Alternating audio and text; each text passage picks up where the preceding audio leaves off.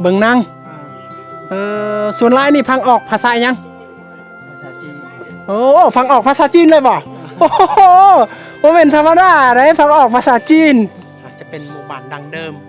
ซึ่งชื่อว่าหมู่บ้านยังอีกประมาณ10ปลายหลังคาเฮือนที่เขาเจ้าอยู่บางเฮือนก็จะเป็นเฮือนเปาวางอันนี้เป็นคนหมู่บ้านเอาว่องอยากขายบ่หรือว่าอยากใช้บางคนจะเอิ้นว่าอาจ้อยมาแท้จริงชื่อของมันก็คือชื่อตรอ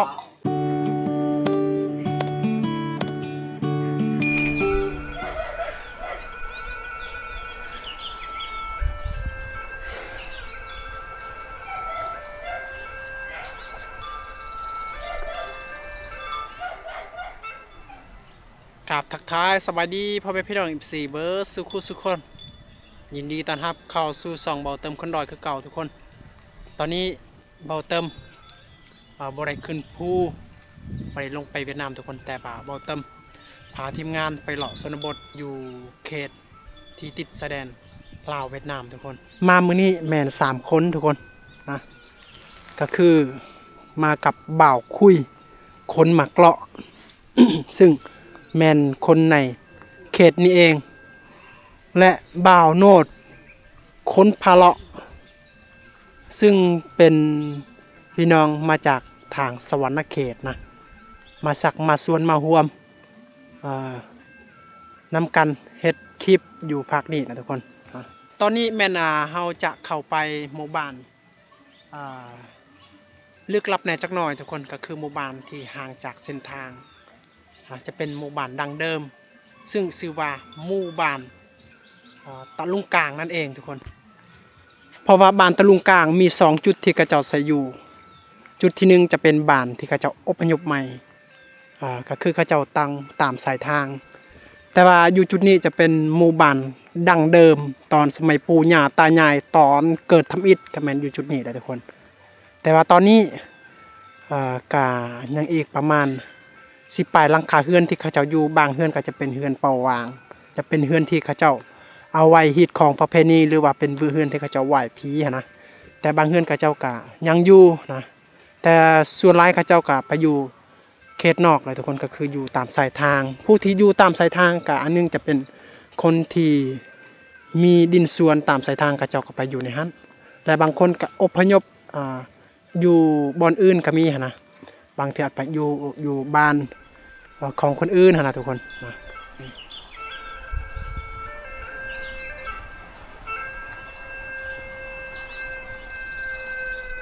ตอนนี้บรรยากาศพิเศษเนี่ยจะแหน่จักหน่อยทุกคนก็คือบรรยากาศฝนตกทุกคนบางช่วงบางนาทีนี่ฝนตกหนักนะบางช่วงบางนาทีก็ฝนตกก็ฝนฟ้อยประมาณนี้นะช่วงนี้ชาวบ้านเขาเจ้าเป็นช่วงที่เขาเจ้าเฮ็ดให้เสียหญ้าทุกคนแต่ว่าถ้าผู้ใดที่ให้ยังบ่ทันแล้วเสียนี่สิอาจจะยากกันแน่หรือว่าลำบากแน่จักหน่อยได้เพราะว่าฝนตกนี่นะเสียไปกะมันบ่ตายเฮ็ดให้เสียแห้งละล่าทุกคนซึ่งเป็นหมู่บ้านที่ห่างจากเส้นทางและเป็นหมู่บ้านที่เงียบสงบบ้านหนึงนะ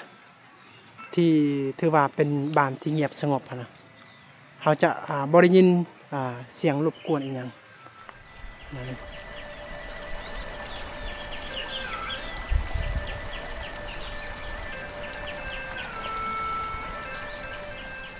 หมู่บ้านนี้ธรรมศาสตร์สวยงามเลยทุกคนใบหญ้าธรรมศาสตร์เขียวสดงดงามโดยเฉพาะยามช่วงฝนตกแบบนี้นะอันนี้จะเป็นเฮือนเป่าวางเป็นเฮือนที่ตอนนั้นจะมีคนเฒ่าคนหนึ่งเป็นแม่หญิงที่อาศัยอยู่นะทุกคนแต่หลังจากเพิ่นเสียชีวิตนี่ก็บ่มีผู้ใดอาศัยอยู่แหละนะอันนี้อีกจะเป็นเฮือนหลังนึงจะเป็นเฮือนเป่าวางจะเป็นเฮือนที่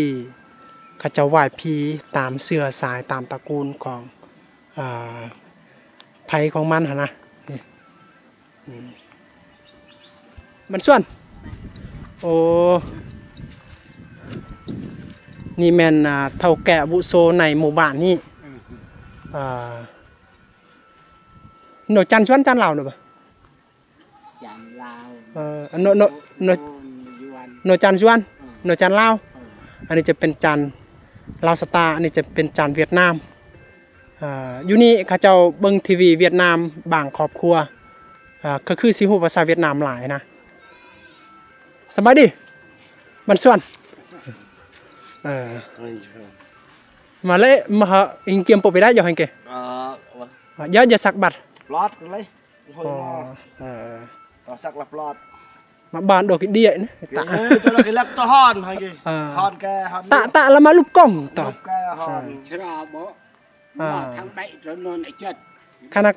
อีจัดอันแต่กำตรงไอ้ฮอนแต่เดือน6มื้อไงก็ยะหอยเกมันนอนไปไอ้เจ็ดเดือน7กุ้ยเดือน6ไอ้เจ็ดบ่เฮ้ยน้ำหันกุ้ยเดือน6นอนบ่อะไรเดือน7ไงบ่เฮ้ยชอบเล่นนอนมาสักแต่ก็บึกช่องหอยเกบ่ตามันตอนโดดตะหนาเลยแต่เลยวิบางครอบครัวบนน่ะวิหอยเกบนเลยแต่บ่ได้บ่แทนอย่างนี้น่าแช่งยันปีแล้วแทนแต่นี่กูแต่กังคันเสร็จมาเพียงไปเลยคันเพราะว่าสถานที่สถานที่จักไอ้กี้กลุ่มอยู่ที่นี่เมนเขาเจ้าเฮ็ดให้โดยเฉพาะเลยทุกคนเพราะว่าเฮ็ดนานี่ทั้งเวลานานี่เฮ็ดกะจะง่ายแน่จักน้อยแต่ว่าเนื่องจากบ่มีสถานที่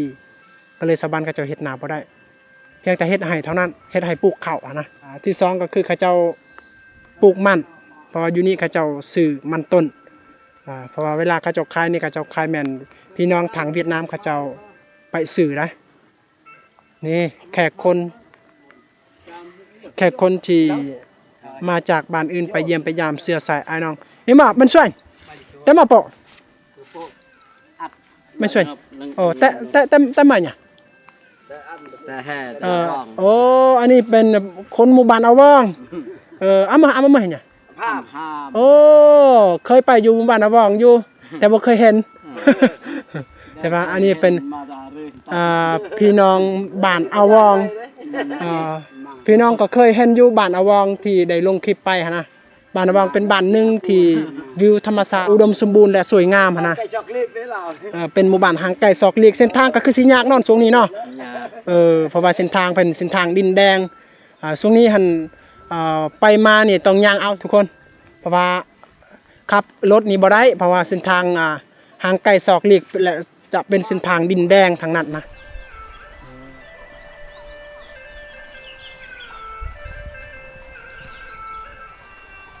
ผักพรฝนตกเนาะ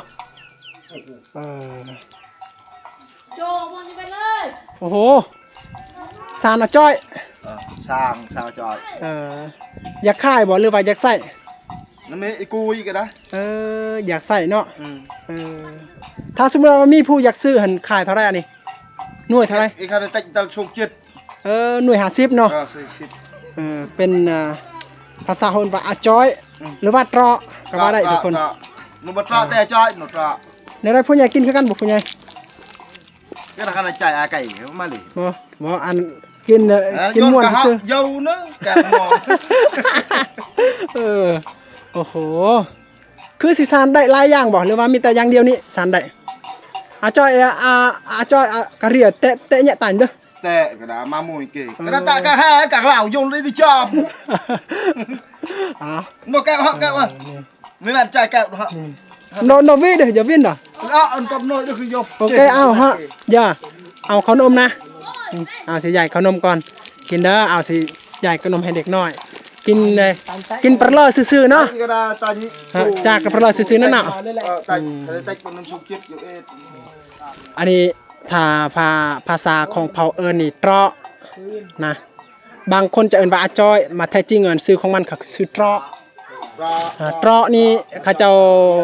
บ่สามารถที่จะใส่ข้าวทุกคนนะเพราะว่ามันมีนี่เป็นหูใหญ่แบบนี้นะใส่ข้าวบ่ได้เขาเจ้าใส่อ่องพื้นหรือว่าเวลาเขาเจ้าลกมันนี่เขาเจ้าอ่องมันอยู่ในอันนี้นะทุกคนนะมันต้นได้นี่มันสบายและทนทานนะและสานก็ง่ายอีกนะสานง่ายเฮ็ดไวก็เลยเขาเจ้าเอิ้นว่าตรอนะเนี่ยจะเป็นขอกไก่คือสิมีไก่ลายเนาะรวยหยันเด้อบ่มีเว้นก็เฮากินบ่ทันนี่จะยึดจิตกันโอ้ตายห่าเนาะช่วงนี้ก็ ไก่ของเขาเจ้าบ้านก็มีแต่คอไก่ก็บ่ค่อยมีเพราะว่าตายหาทุกคนอยู่นี่มักจะเป็นพยาธินะเพราะว่ามันติดกับสายแดนนี่อาจจะเป็นพยาธิหรือว่าในการดำเนินชีวิตของเขาเจ้านี่เวลาซื้ออาหารการกินมักจะซื้อไก่ที่เขาเจ้าขายตามตลาดมักจะเป็นพยาธินะก็เลยเฮ็ดให้ไก่ของชาวบ้านก็ติดพยาธิคือกัน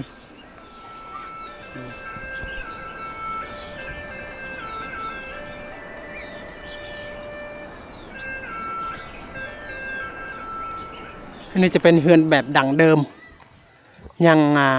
แอม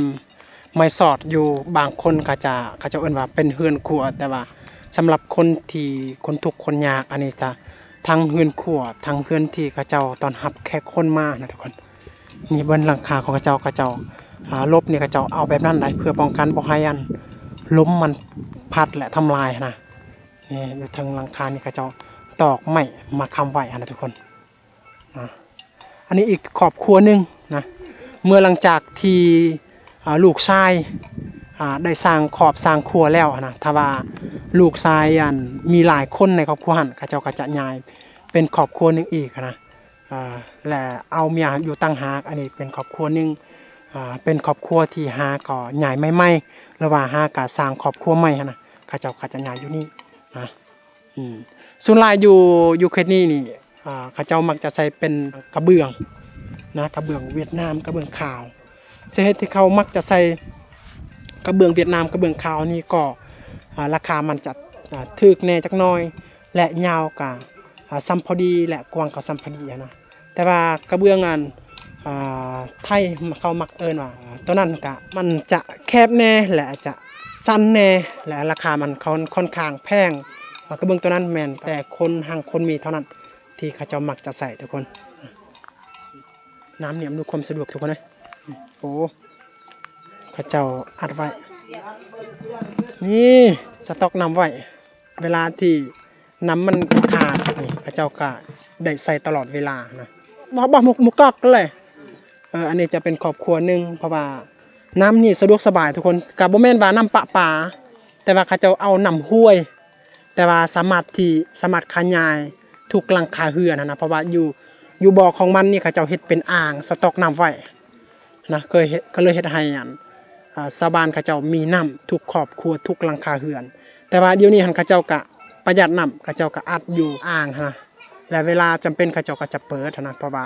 บางทีอาจจะน้ำมันขาดแน่จักหน่อยเพราะว่าครอบครัวอาจจะหลายเพราะว่าบ่แม่นมีแต่ครอบครัวหมู่บ้านอันนี้หมู่บ้านนอกก็ยังใส่บ่อนเดียวกันนะทุกคนแต่ว่าอันนี้จะเป็นหมู่บ้านเก่าบ้านเดิมของบ้านตะลุงกลางนะตามภาษาของชาวบ้านเอิ้นเฮาก็มาครั้งแรกที่ได้อัปเดตคลิปในหมู่บ้านนี้ทุกคนเห็นว่าธรรมศาสตร์อุดมสมบูรณ์และสวยงามนะและชาวบ้านในหมู่บ้านนี้ก็เว้าหนูหัวม่วนนะบอกขี้คุยนะทุกคนสามารถเว้าร่วมกันได้และภาษาที่กระเจ้าใช้นี่แม่นภาษาเผ่ากะโดถ้าผู้ใดเข้ามาในหมู่บ้านนี้ถ้าอยากเว้านำชาวบ้านนี่ก็ต้องเว้าภาษากะโดให้มันได้ถ้าบ่ก็ชาวบ้านเขาเจ้าก็บ่แม่นว่าขี้คุยแต่ว่าเขาเจ้าฟังภาษาลาวบ่ออกนะ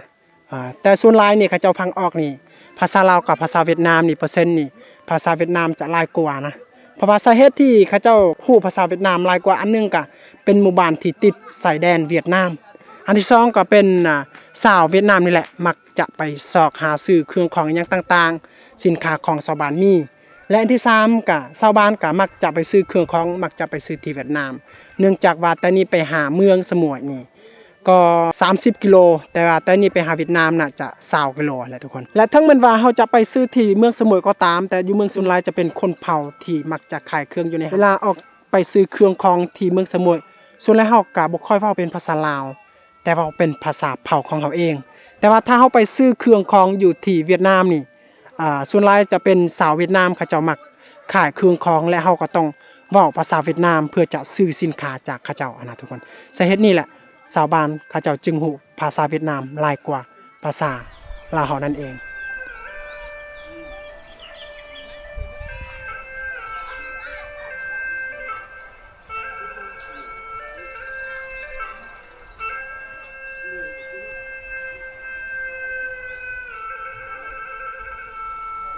บันส่วนโอ้บ่ได้ออกไปไสวะ บ่ได้ออกไปใส่ป่ะ ย่อ พักผ่อนเนาะเบิ่งยังโอ้โหเบิ่งนางส่วนหลายนี่ฟังออกภาษาหยัง ภาษาจีน โอ้ฟังออกภาษาจีนเลยบ่โอ้โหบ่แม่นธรรมดาเด้ฟังออกภาษาจีนเมื่อวานนี่มันซื้อบ้านอีหยังนี่เอามาหนองแวลเนาะ ตารุง ตะลุงเป็นแวลเตี้ยเลยโอ้ใช่หลังคาเฮือนแต่แวลเนาะ แปดจิต 30หลังคาเฮือนอันโตเตี้ยเนาะได้ต้นตุเตี้ยเนาะไปจิเด้อันหลังครับ mujud lapuan apaต้นเตี้ยเนาะมุจิละปอนนะบ่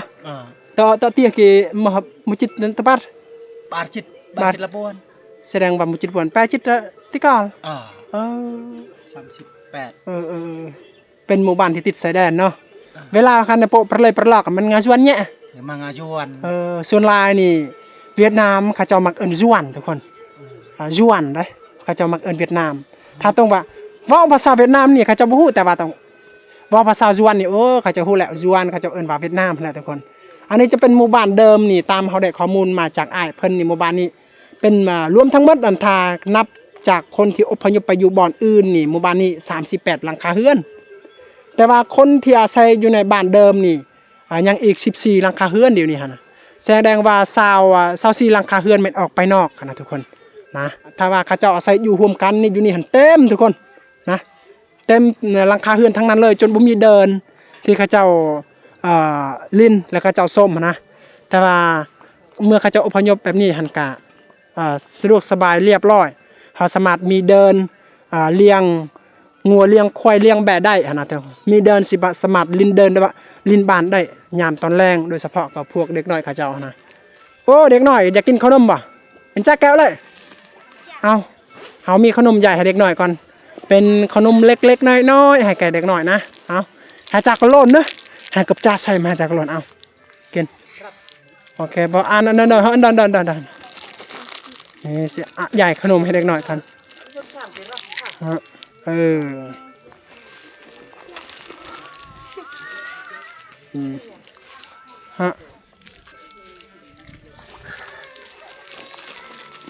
หยุดหน้าใกล้ไหมฮะสิใหญ่ขนมกันกินลิ้นโอเคเป็นงางฮะนะฮะป่อบ่ไม่ไปตัวดอไม่ไปเห็นเก๋แล้วย้อนเนี่ยก่อนมาไปเห็นเนอะป่อตัวดอเด้อมานี่ตัวดอเดือดลังเลยไหมเนิ่มโอเคถ้าเนิ่มกับเป็นยังมาตะโอ้เลี้ยงหมาอ๋ออันนี้จะเป็นเฮือนครัวแต่บ่มีหลังคาบ่มีผ้าแอมเนาะ